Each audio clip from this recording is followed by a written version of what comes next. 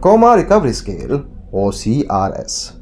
CRS is a standardized neurobehavioral assessment measure designed for use in patients with disorders of consciousness. How it's useful?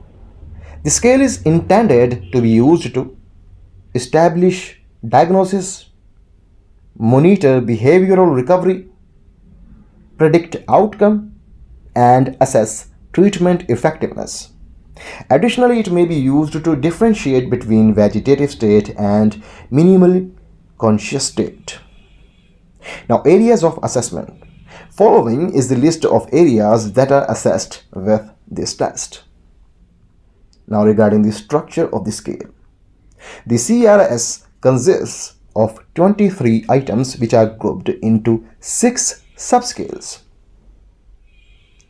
Now, the lowest score on each subscale represents reflexive activity. The highest represents behaviors mediated by a cognate input. Now, the total score ranges between 0, that is worst, and 23, that is best.